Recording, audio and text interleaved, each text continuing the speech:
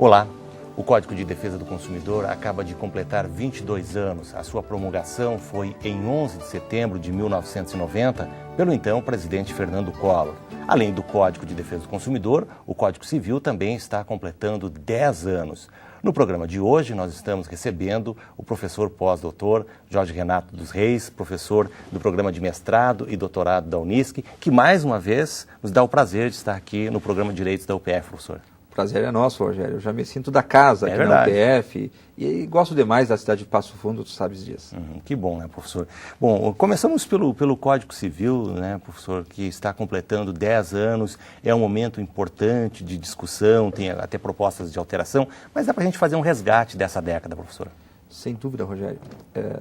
O Código Civil, ou o novo Código Civil, ele foi revolucionário, né? Embora haja ainda bastante queixas, que ele deixou muitos assuntos que ele poderia já ter trabalhado e que ficou de fora, mas no entendimento majoritário é que ele foi um avanço muito grande, porque ele conseguiu trazer, em função da nossa cultura codicista, os princípios constitucionais para dentro do Código. E isso é importante, por mais que nós tenhamos um sistema jurídico, principiológico, que nós possamos e devemos nos valer dos princípios constitucionais na aplicação, na busca da justiça do dia a dia, nós temos uma cultura de código, não é? Nós temos um primeiro Código de 16, que se valeu lá do Código Napoleônico ainda. Então, nós temos essa cultura, nós necessitamos da lei ainda para fazer valer os direitos. Então, trazer um código moderno, como é o nosso agora, né, em que fez valer esses princípios, como por exemplo, vamos especificar. Sim, claro, isso para que o nosso telespectador possa entender o que nós estamos referindo. O uso capião. Né? O uso capião, nós tínhamos os prazos do uso capião extraordinário de 20 anos. Ele reduziu para 15, que na verdade não é 15, é um engodo, ele é 10.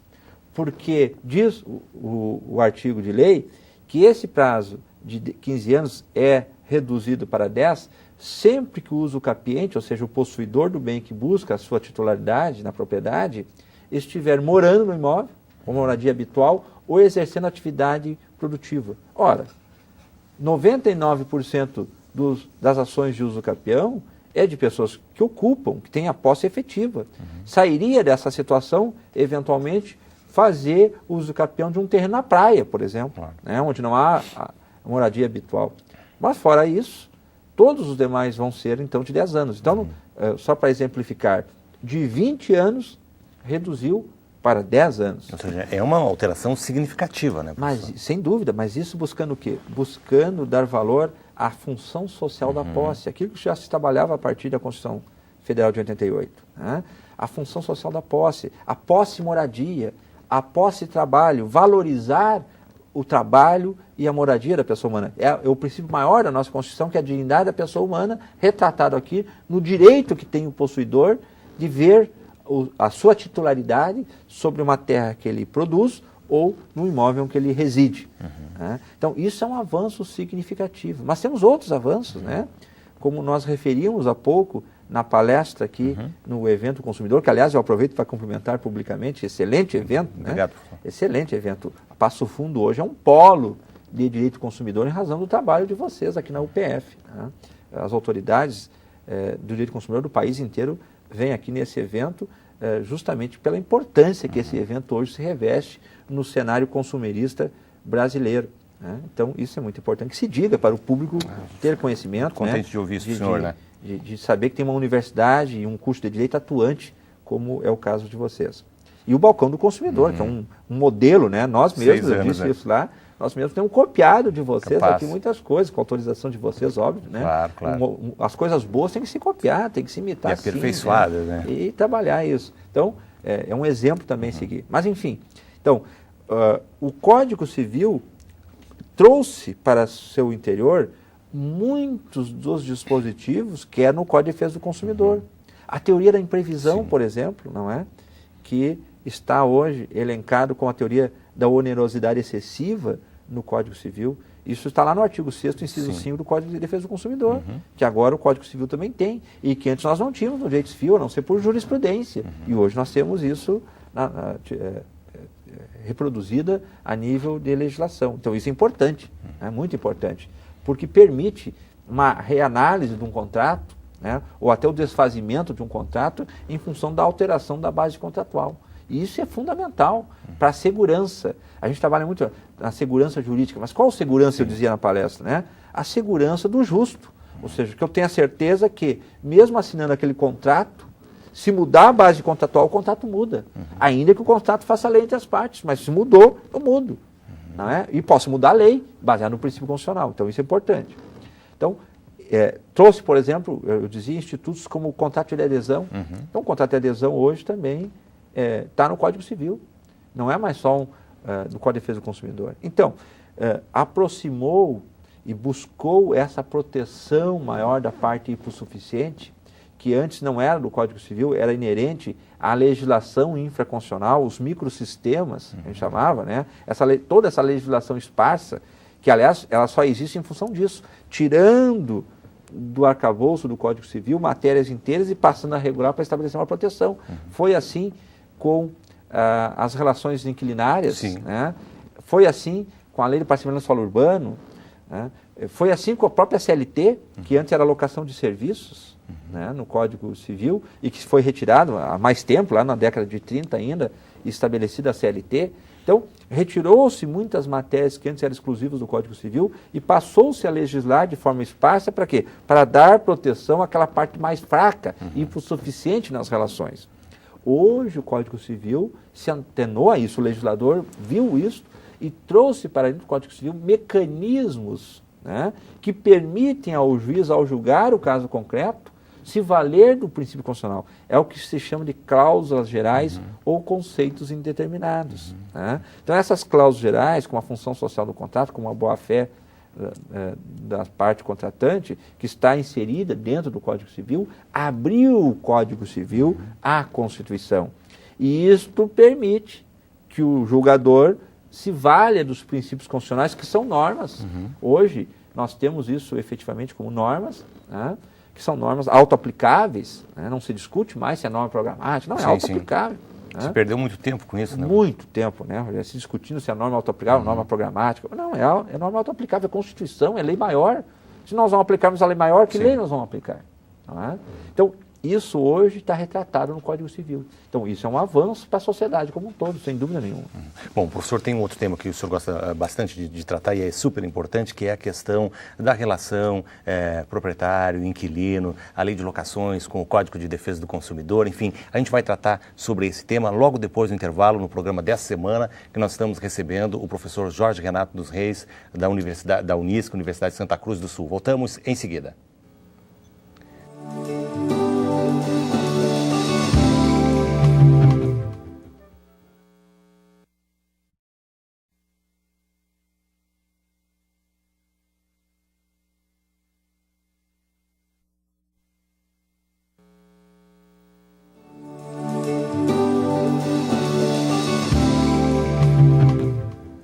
Estamos de volta e no programa Direitos dessa semana recebemos o professor Jorge Renato dos Reis, professor pós-doutor do programa de mestrado e doutorado da Unisc. Professor Jorge Renato, Passo Fundo é uma cidade que tem uma característica, o senhor conhece muito bem isso, uma característica muito forte, né, da construção civil, e isso movimenta todo o mercado imobiliário. E sempre há uma preocupação com os negócios, a certeza dos negócios. Comprar um imóvel não é como eu ir numa loja, né, e comprar uma camisa. Eu preciso de uma série de cuidados para lá na frente não ter problemas, né, professor? Sem dúvida, Rogério. Tu sabias que o mercado imobiliário representa 10% do produto interno bruto no Brasil? Isso é muita coisa. É muita coisa. É muita coisa. Então, é hora, sim, da gente trabalhar isso com seriedade, né? Não que não se trabalhe, mas há que se dar uma maior atenção a isso. E, às vezes, não tem a atenção que merece. Até pelos valores que isso representa, sim, né? A gente, muitas vezes, os trabalhadores trabalham uma vida inteira para pagar a casa própria, né? O sonho da sua casa. E isso tem que ser protegido pelo direito. E às vezes não é, às vezes a construtora quebra, às vezes o construtor não constrói adequadamente, gera vícios construtivos e tal, né? Então isso nós trabalhamos hoje, inclusive na exposição lá da palestra. Mas é importante assim, os cuidados, vamos por partes. Sim. Né? O assunto é bastante até um dado sobre o Minha Casa Minha Vida, né, que realiza o sonho de muitas pessoas, é R$100 mil, né, que a pessoa está investindo para adquirir o seu imóvel. Então não é todo dia também que ela tem essa oportunidade. Né? E vou te dizer assim, eu estou muito preocupado com Minha Casa Minha Vida. Tá? Porque muitas construtoras, porque com o crédito barato, o que aconteceu? Muitas pessoas que não são do ramo da construção entraram ou se titularam, né? Intitularam como construtores e não são da área. Houve, especialmente nas grandes cidades, uma redução muito grande de operários da construção civil. Então, pessoas que não eram da construção civil, que estavam desempregadas, foram para a construção civil sem a habilidade necessária, a qualificação necessária. E isso gerou problemas, né? Gerou problemas e vai gerar problemas ainda. Por que aconteceu? Como a construção em si qualquer um pode fazê-lo, né? Desde que o engenheiro assine, logicamente, há muita construção de baixa qualidade. Né? E que às vezes não é aparente. Às vezes o engenheiro da Caixa, até pela grande demanda que ocorreu, não teve tempo para dar o devido cuidado, enfim. Né? Então, muita gente quis ganhar dinheiro com isso. Construir um imóvel barato para poder usar o crédito do financiamento, tá? Nos limites estabelecidos ali, de acordo com a faixa salarial de cada um. E isto é um problema. No momento que você quer reduzir custo, você tira a qualidade. Não existe milagre. Não existe milagre. As coisas têm seu preço, têm seu valor. E aquela de qualidade vai apresentar um problema lá na frente. E aquilo que não é de qualidade pode gerar um problema. Então, infelizmente, muitas pessoas vão fazer um financiamento de uma vida inteira da sua casa própria e poderão ter problemas construtivos, o seu imóvel apresentar problemas construtivos. E aí eles têm que se fazer valer dos seus direitos frente a esses construtores. Tanto o Código de Defesa do Consumidor quanto o Código Civil estabelecem prazos para que ele possa fazer. Então vamos isso é importante. Vamos ver esses prazos, que é importante aqui. Vamos começar do maior para o menor. Né? Aliás, o contrário. Quando eu entregue o imóvel, eu tenho o direito de examinar esse imóvel. Né? Mas não preciso... Quando é relação consumerista e nessa situação da Minha Casa Minha Vida, como tinha que ser imóvel novo, então todos foram de relação de consumo. O Minha Casa Minha Vida, 99,9% dos imóveis adquiridos foram através de relação de consumo, porque a lei exigia que houvesse habite-se novo, né, a partir da lei, justamente para motivar e para incentivar a construção civil, para gerar emprego. Esse era o objetivo do governo e realmente ocorreu. Então, todos foram nesse sistema da relação de consumo. Então, isso que nós vamos dizer vale para 99% dos casos. 99,9%. Né? Então, qual é? Recebi o imóvel, a construtora me entregou a chave.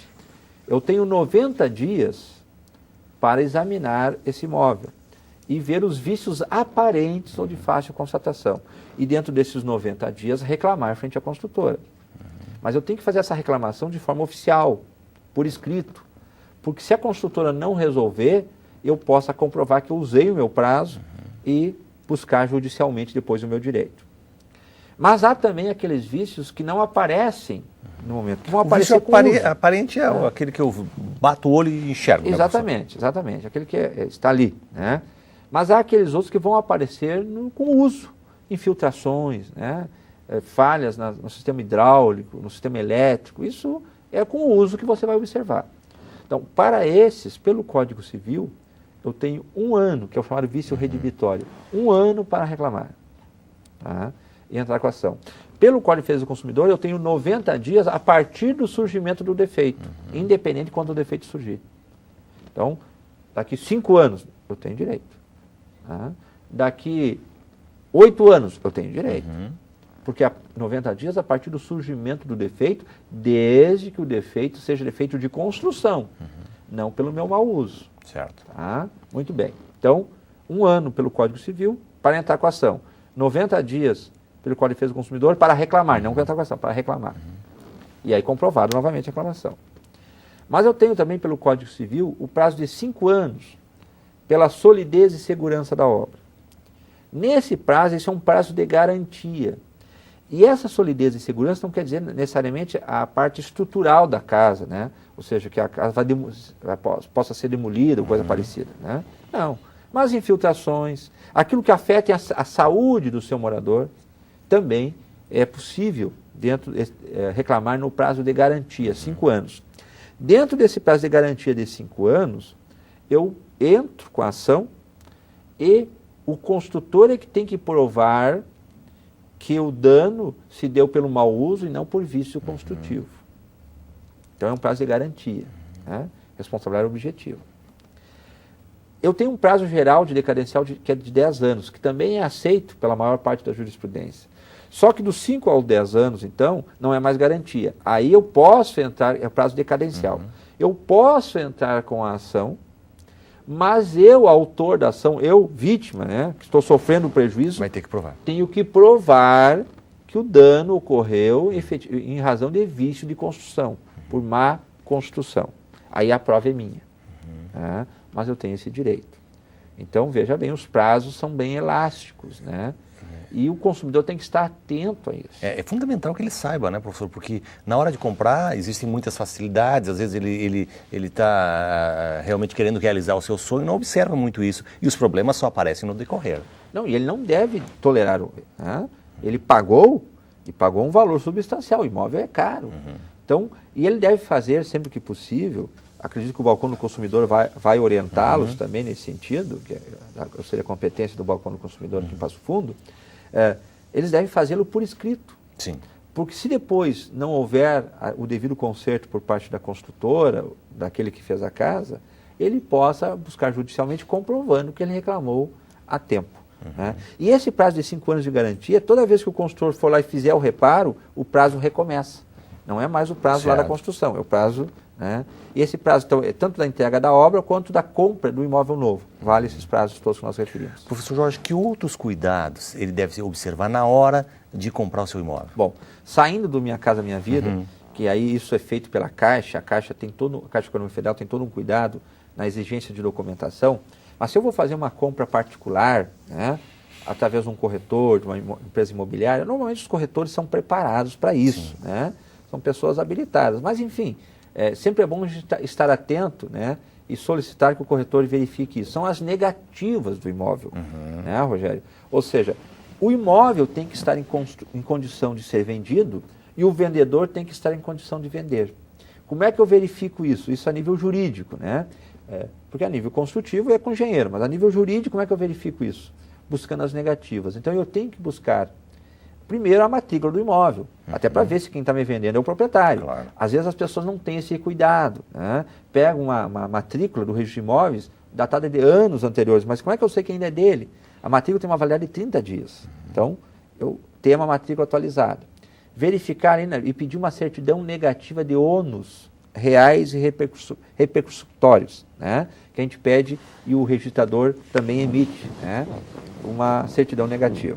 Então, ali eu já vou verificar se não tem hipoteca, né, se não tem algum outro ônus que possa desvalorizar ou até fazer com que eu perca a minha propriedade. Feito isso, eu vou, porque não basta isso. Né? Deveria bastar. Sim. Que não está no fólio real, não existe. Mas não basta. Então, eu vou buscar as negativas. Vou ver se não tem nenhuma ação contra o vendedor, porque que possa levar esse vendedor à insolvência e gerar uma fraude contra credores e um possível credor depois vir anular o meu negócio jurídico. É muito comum também, tu sabes disso, é bastante comum. Então, vou tirar uma negativa no fórum, né, na justiça. Vou lá e peço uma negativa para ver se não tem nenhuma ação contra o vendedor. Mas não basta a justiça estadual. Eu tenho que ir na justiça trabalhista, porque ele pode ser empregador e está sofrendo uma reclamatória trabalhista, e tenho que ir na justiça federal. Ele pode estar sofrendo uma execução fiscal. Né? Então, verifico na justiça. Vou também no cartório de protestos. Pode ter alguma dívida que ainda não foi ajuizada, mas que já está protestada, foi dada publicidade. Então, verifico no cartório de protesto com uma negativa. Vou também na Receita Municipal para ver se tem IPTU atrasado. Ou atrasado. Verifico na Receita Estadual, uma Receita Estadual, porque ele pode ter sido comerciante, esse vendedor, no passado, e ter débitos débitos fiscais do Estado, né, em ICMS, por exemplo, em débito. Então, ele pode vir a sofrer uma execução fiscal. E vou também na Receita Federal, porque a Receita Federal agora tem centralizado a parte do INSS, né? Muitas dessas negativas a gente tira pela internet mesmo, não precisa nem ir no local, né? Pode ser feito pela internet. Então, com essas negativas, eu já vou saber se o imóvel está em condições. E se é um imóvel em condomínio, um apartamento, por exemplo, também uma negativa junto ao condomínio, né? Administrador do condomínio, para ver se não tem débitos condominiais, porque esses débitos perseguem o imóvel. Então, se eu comprei o apartamento em débito do condomínio, eu assumo isso frente ao condomínio. Então, também verificar, isso é importante. São precauções, são cuidados que, se o comprador tiver, pode não eliminar 100% do risco. O risco sempre existe, né, Rogério? Mas, com certeza, vai diminuir muito, né, os riscos. E, se eventualmente sofrer depois uma ação por fraude contra credores ou fraude de execução, porque eu posso tirar negativo em Passo Fundo, mas a pessoa ser devedor em Carazinho, né? Mas aí não resolve. Não, resolve, porque eu tomei as providências, né? A justiça vai entender que eu tomei as providências do homem médio. O que é o homem médio? O homem médio de conhecimentos. Certo. Eu busquei onde é o domicílio do vendedor. Como nós temos mais de 5 mil municípios no Brasil, não tem como eu percorrer 5 mil municípios. Professor, pode até parecer um caminho longo, mas é extremamente necessário. Mas não é longo, Rogério. É extremamente necessário, não tenho dúvida nenhuma, né? Porque eu estou investindo um patrimônio ali, e eu posso vir a perder esse patrimônio. E quando eu digo eu posso vir a perder, ocorre muito. Eu atuo, meu escritório, eu sou advogado também, além de professor, tu sabes disso, e o meu escritório atua muito especialmente na área imobiliária, não é? E eu tenho várias ações desse porte no meu escritório, né, de pessoas que podem estar perdendo o seu patrimônio de uma vida, né, por não ter tido esse cuidado quando da aquisição. E não é tão difícil, aparece, a gente fica dizendo é um rol, mas não é. Os corretores fazem isso, né? A Caixa faz isso. Por que a Caixa faz isso, exige essas negativas quando ela vai financiar um imóvel? Porque ela quer segurança para o dinheiro que ela vai investir. E eu que vou pagar, não tenho que dar segurança para o meu capital que eu estou pagando, para o meu dinheiro? Então eu também quero ter essa segurança, eu como comprador. Não é? Então não são, aparentemente, porque muitas dessas negativas, eu já tinha dito, a gente busca na internet. E outras, tu vais nos cartórios, ou eu te dão na hora, ou te dão no dia seguinte, e não tem valores muito elevados. Professor Jorge, a gente chegou ao final do tempo do programa, mas o senhor já fica no compromisso de voltar, porque teria outras coisas para nós tratar nessa área, porque é extremamente importante. Fico à tua disposição. Agradeço a oportunidade da gente poder ser útil aí à comunidade de Passo Fundo e região. Com certeza. No programa dessa semana nós recebemos o professor Jorge Renato dos Reis, professor pós-doutor do programa de mestrado e doutorado da Unisc, Universidade de Santa Cruz do Sul, que mantém uma ótima relação com a UPF, né, professor? Sem dúvida. Na próxima semana a gente vai estar de volta, vamos tratar de um outro assunto. Obrigado também pela sua audiência aqui na UPF TV e até lá.